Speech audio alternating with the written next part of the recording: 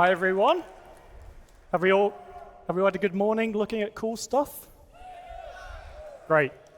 My name's John Crew. I'm the vehicle director here at Cloud Imperium Games. And my name is Ben Curtis. I am the vehicle art director at CIG.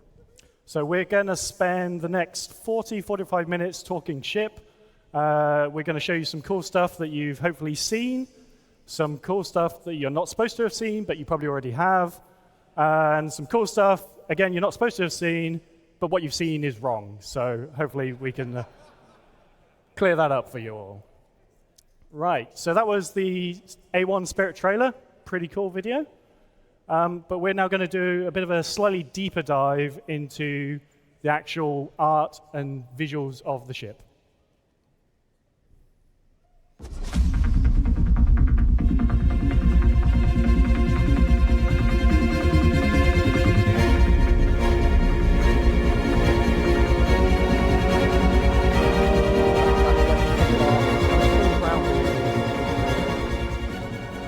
As we move into the heart of the ship, this area is kind of like really dominated by those 10 sci-fi bombs. And then we go straight into engineering, where you find the rest of the ship components that it needs. Up front, we've got a completely fully featured habitation area, suit lockers, weapon lockers, pod beds, everything you're going to need. And then right at the cockpit, we have a two-pilot cockpit, and I think the Crusader engineers have done a fantastic job of putting everything that the pilot needs right at their fingertips. So, in the heat of battle, you kind of might just eke out that advantage. Exterior-wise, it's classic Crusader. We've got our recessed weapons. We've got our rear-mounted remote turret. And then underneath, it's all business. We've got the missile racks, and we've got the big bomb bays.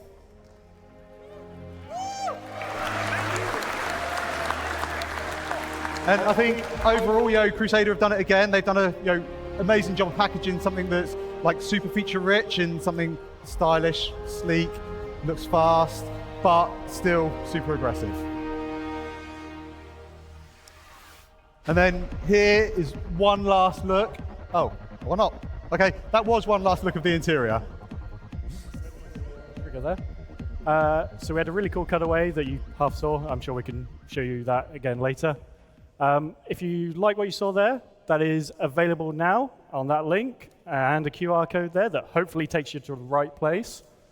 So that is available in Alpha 321, which went live Thursday. I've honestly lost track of time the last few days.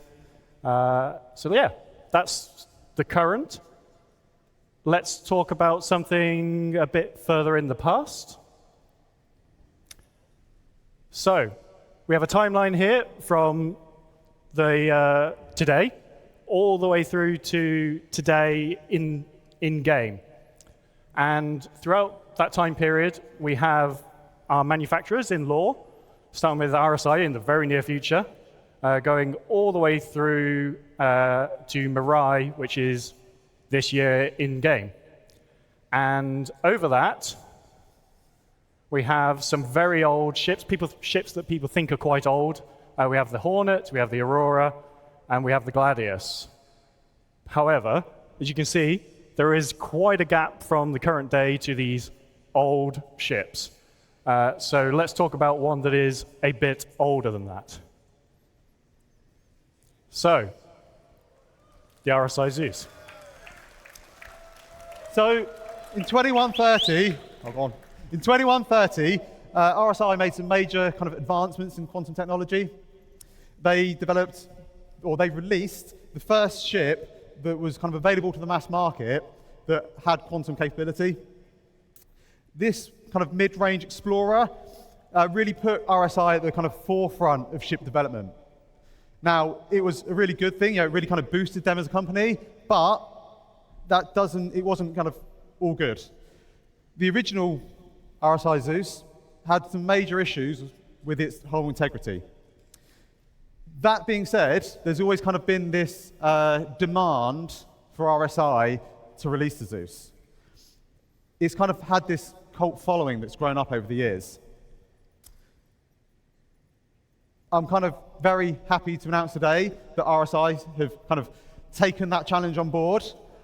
They've developed a whole new vehicle that is designed to ferry a whole new generation of travelers across our universe.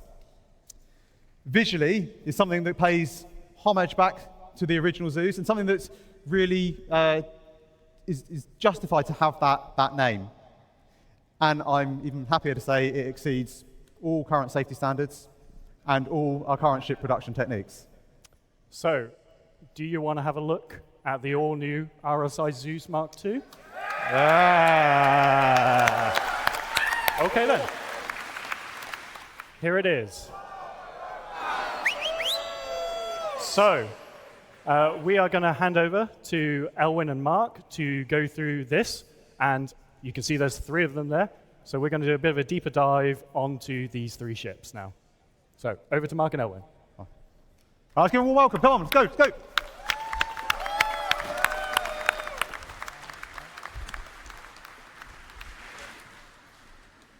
Hi there, everyone. My name is Mark Gibson. I'm the lead vehicle content designer at Cloud Imperium Games. And I'm Owen Batchelor. And I'm Owen Batchelor, vehicle art director in North America. What do you guys think? Awesome. All right, well, let's take some time now and take a look at this classic RSI design and see how we've reimagined it. So, when we decided we wanted to tackle the Zeus, we had to consider what direction RSI would take it in if they were going to do it today. We couldn't just remake the original Zeus because, although it was obviously a massive piece of history, all it was really used for was transporting and moving around. So we had to consider exactly what we wanted to do with the ship.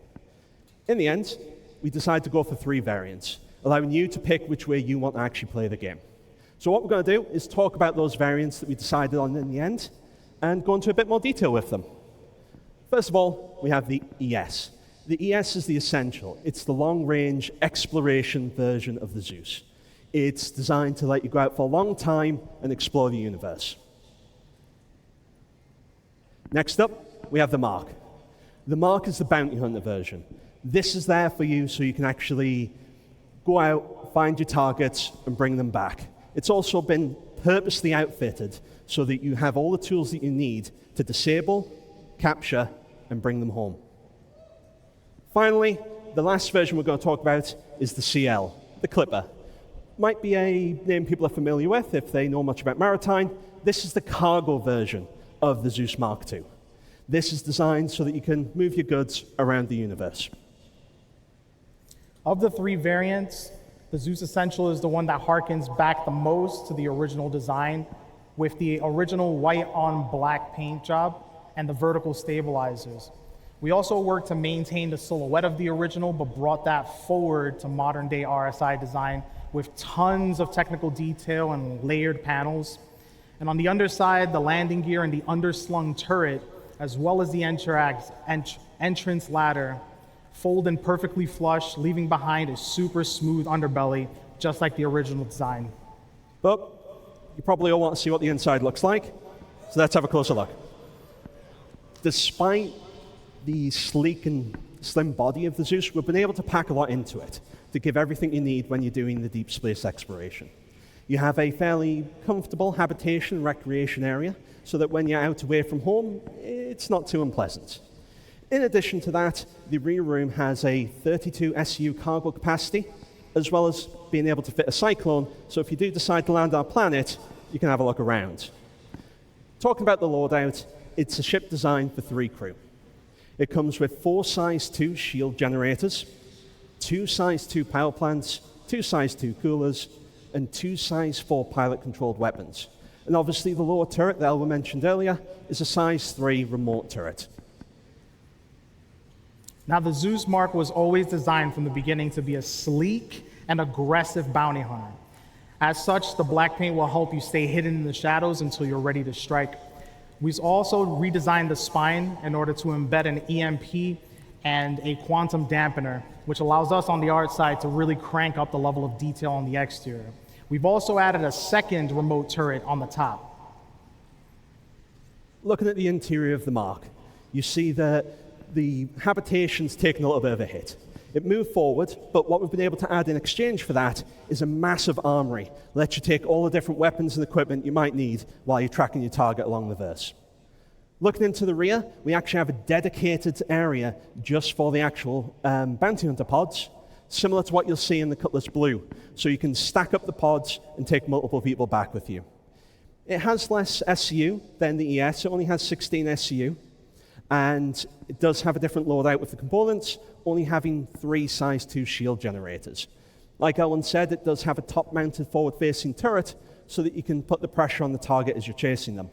The EMP and QD drive are designed to stop the target escaping once you've caught up with them. Now, because the Zeus Clipper focuses on hauling cargo, we've decided to lean into the industrial aesthetic. We've covered the exterior with a warning strip paint job, and we've covered the exterior with more technical detail and armor plating.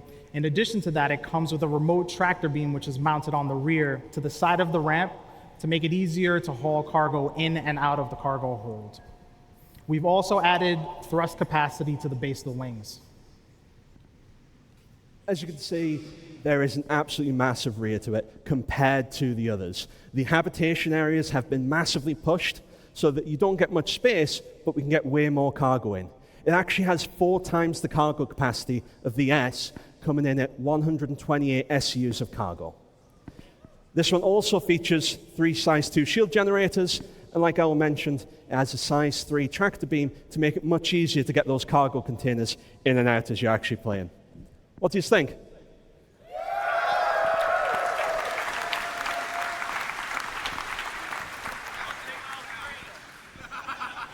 So, last year we introduced the Spirit, and anyone that may be playing on live for the last couple of days might have seen a new ship adding to the verse, the A1. We hope to follow a similar route with the Zeus, where we announce it today, and then in about a year's time, ready to reveal to the public to actually play with. But this isn't just a concept. We're not just going to show you some images. The Zeus is actually in active white box development right now. Do you just want to have a look? Yeah. Shall we? Okay. Yeah.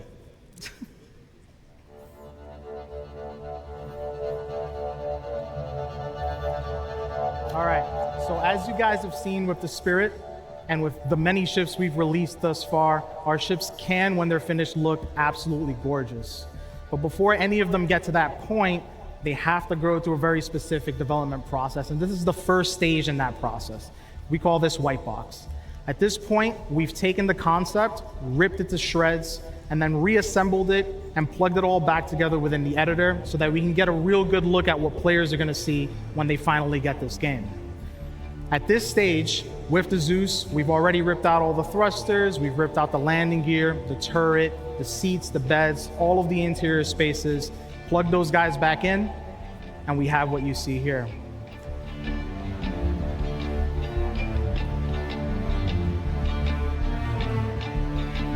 So again, the beginning of the process. At this point, we're able to jump in, start throwing in cargo, interacting with doors, getting in and out of beds, maybe in and out of toilets, and just getting an overall sense of what it feels like to interact with the vehicle. And it is very common that in this stage, we will make some adjustments from the original plan. As an example, on this ship, we've just made the decision to expand the center corridor, add a little bit more space to the rooms. And as a result, that's going to make it much smoother experience for players to traverse the interior of the ship, as well as for AI to traverse the interior of the ship. We've also expanded the main airlock that leads to the enter-exit ladder. And up here in the cockpit, we've separated the co-pilot seats a tad bit just to allow players to get in and out a little easier. So with white box, not the prettiest stage in the process, but it is essential that we nail this because it means we'll be able to deliver a beautiful ship that is also extremely fun to play.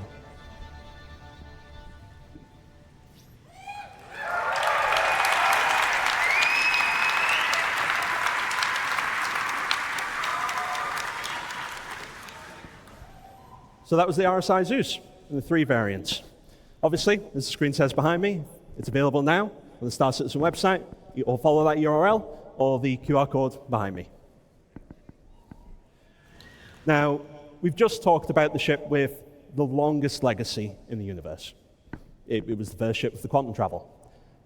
Let's change pace a little bit and talk about a much newer ship. We're going to talk about the Cutter. Good little ship. So, obviously, last year, IEE, we unveiled the Cutter, and you guys seem to love it. Some interesting information about it. It was actually the single most popular straight-to-flight ready ship we've ever released. You guys really, really liked it. In addition to that, it's actually the best-selling Drake ship to date. But what people didn't know, and we kept a very good guarded secret that no one managed to figure out, no one, it was always meant to be a family of 3. Now, what everyone is already familiar with is the base. That's the version that's out in the universe right now that you're already enjoying. What we're going to do today, though, is we're going to talk about the next variant in the family,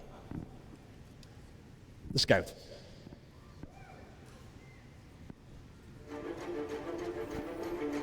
All right, let's just take a minute and sort of enjoy the incredible work that the art team has done pushing this guy out.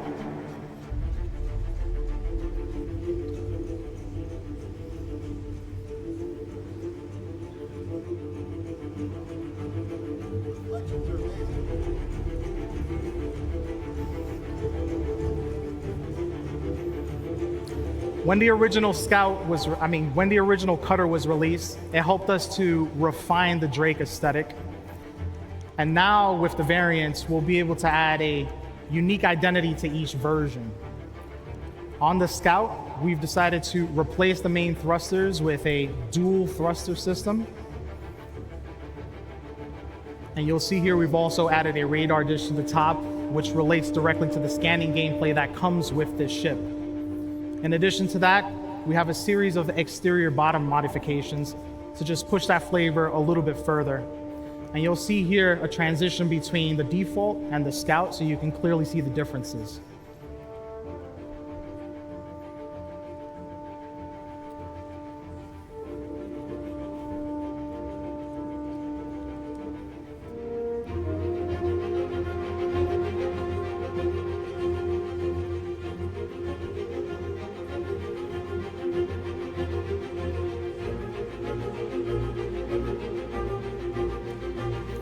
On the interior, we've expanded the rear section of the ship in order to include a dedicated standing scanning station, which will show up here in a second.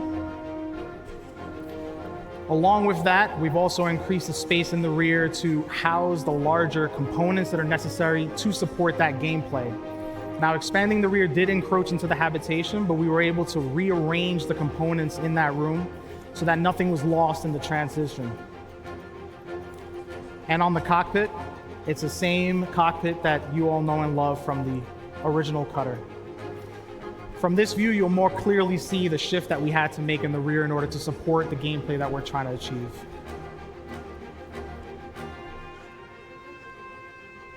We're really proud of what the team has done with this ship, and we hope you like the Scout as much as we do.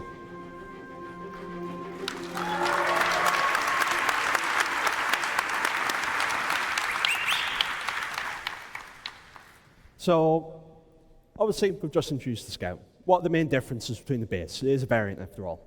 So, the first big difference is the radar.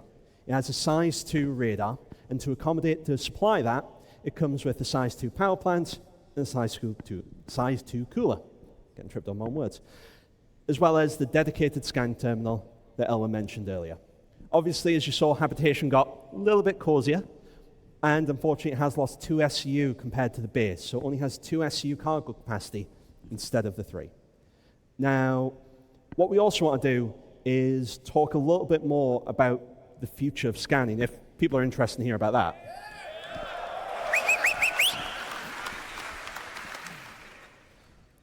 So what is the future of scanning? We'll touch on it lightly. At the moment, there are 2 main ways for you to interact with the scanning gameplay loops. The first one's obviously the scan, and the second one's the ping system. Both of these are going to be merged into a single system known as a scan wave. When you send a scan wave out, if you get any successful pings, What will happen is it will immediately populate your HUD with an AR marker, giving you information about what you've been able to scan, as well as starting to give you far more interesting information than you get now, rather than just the name of the ship. The underlying system will work on the signature system, similar to what it does today, and there are two main scans. There is the quick scan. The quick scan is just a low version of it. It has a very small impact on your own signal output, so if you want to stay a little bit more covert and potentially not be seen looking at something you shouldn't, you can use that one instead. The main benefits are small increase to your actual passive detection range, as well as being able to detect things that maybe are a little fainter than you should be able to see. This has a decent amount of cutting through interference, but not phenomenal. The other version is the charge scan. The charge scan is the big scan. Now, this will actually allow you to detect things up to quantum boost range, which is way, way further than the current passive detection range. And not only that, but it'll actually drop a marker allowing you to jump straight to that location for whatever it is that you found.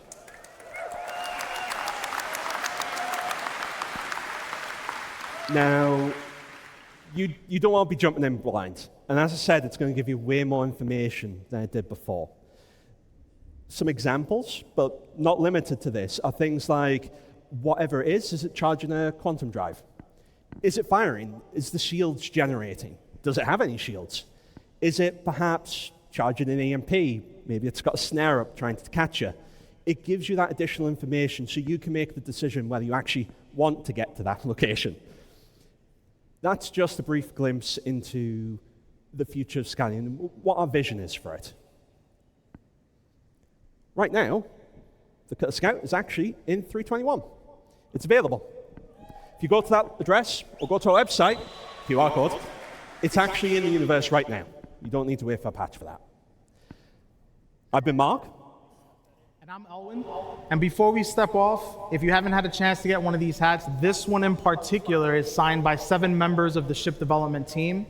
And if you want it, during the meet and greet, if you can tell me the name of the 7 people who signed this, all of who are in attendance here, by the way, today, the first person to give me those names gets to keep it. Other than that, thanks, guys, and have a great CitizenCon. Small hit for you. John Crew is one of those names. Well, fantastic, guys, everyone. We're going to hand you back to John and Ben. They've got a few more surprises for you.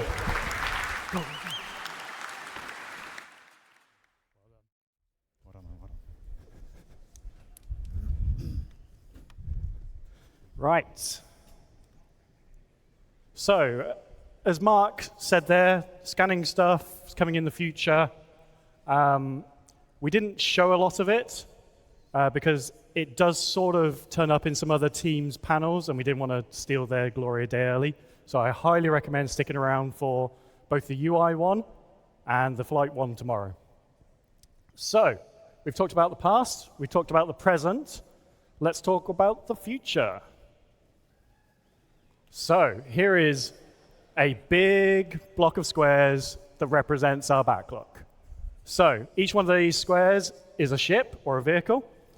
All the light blue ones are all the ones we have released to date. All those gray ones are the ones that we have not done yet.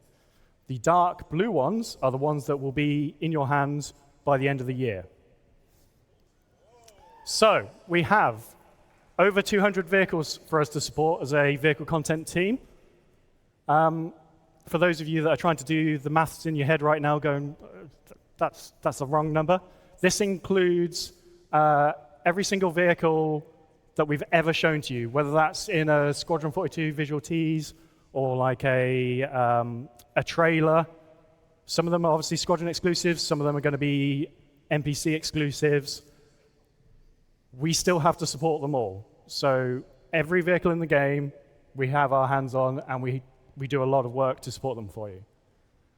Not the only thing we do. We obviously introduce new content like the Mirai Fury. We deliver previous promised content. And as you'll see today and tomorrow, we do a lot of gameplay support. So obviously we help out ships that are like the heroes of the game. You saw in the resource network engineering panel how that's going to impact ships. You will have seen, if you've been paying super close attention, some UI elements to do with maps. Stay tuned for that. we do all that. So we do a lot of work across all aspects of both projects. And to do all that, we need to do a few things.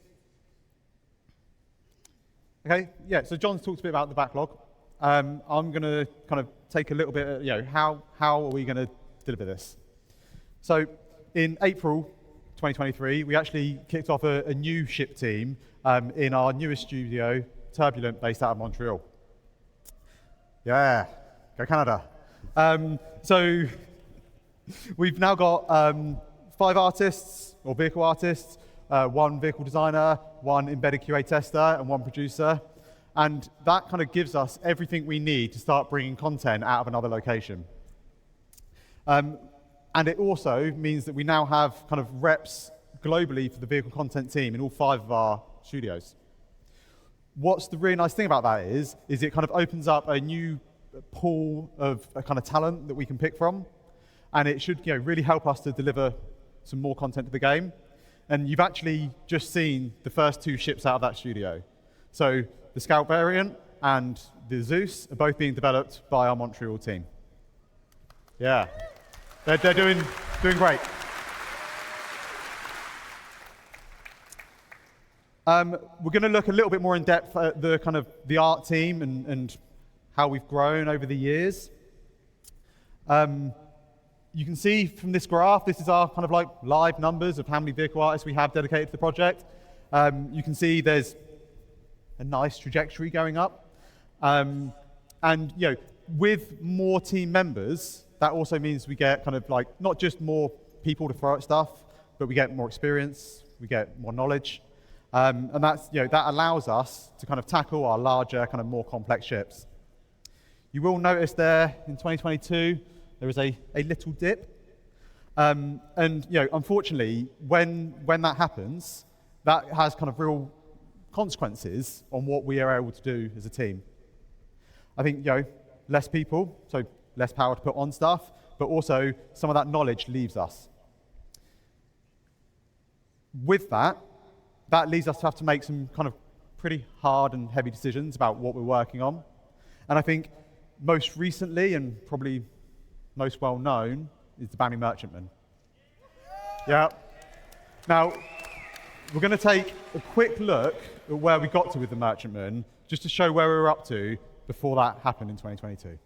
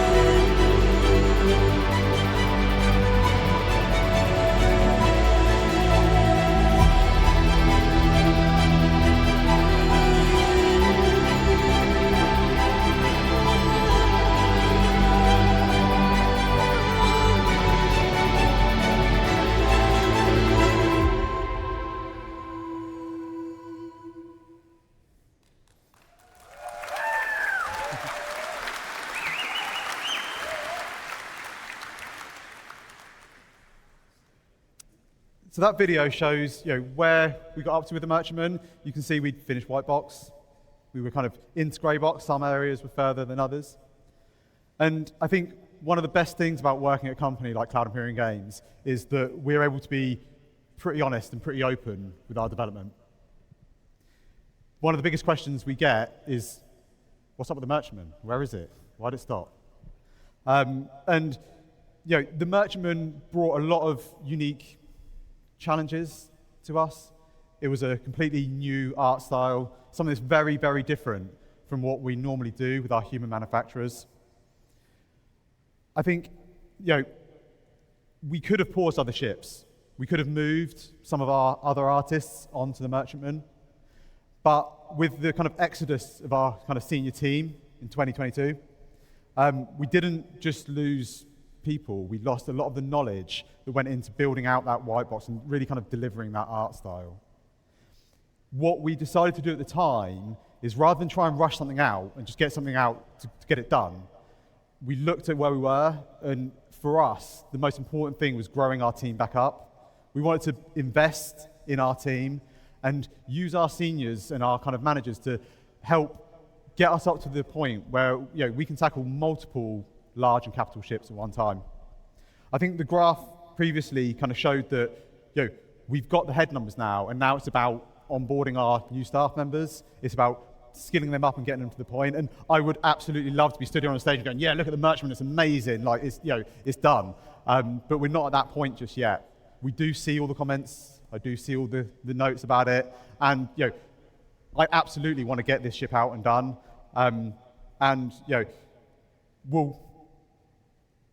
just wanted to be open and honest as to where we are up to with the development. Yeah. To add to that, it is probably the most question I get asked at any event, and I really want to get it done, get it out for you guys, but we don't want to give you a half-baked thing. We want to give you a really great product that we can all be proud of, and it's delivered alongside gameplay. So, let's talk about something else quickly. So, Squadron 42 vehicles.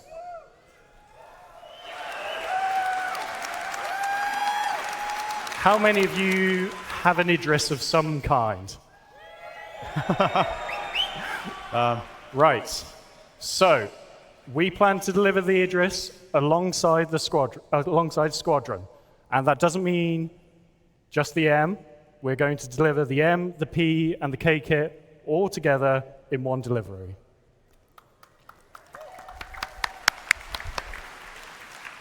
Javelin owners, I'm afraid you're going to have to wait a bit longer after that, is obviously the bigger ship players can own. And we have recently looked at what is left to deliver on it. We've got plans. There will be modularity with it. And yeah, that will come after Squadron releases. And those of you who also have the Vandal Scythe, Glaive, Blade, after Squadron releases, you will also get the updated models as well for that.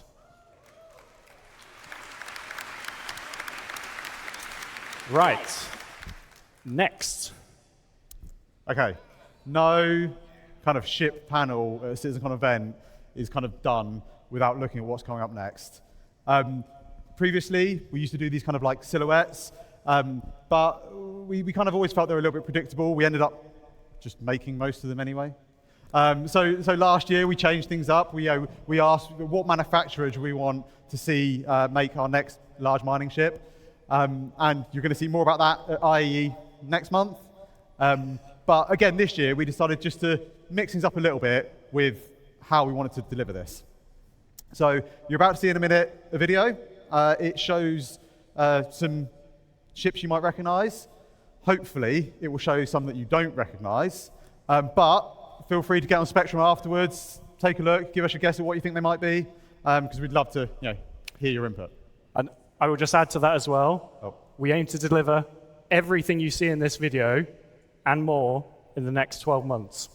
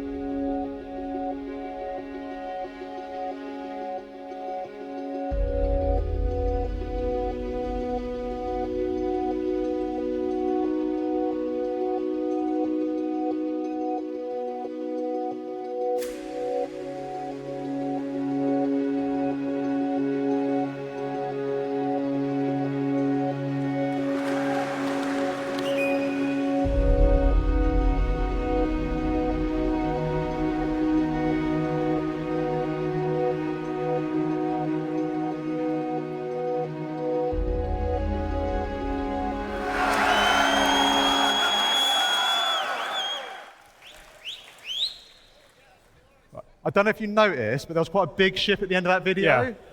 Yeah. And yeah, just to confirm, that is the Polaris. Yeah.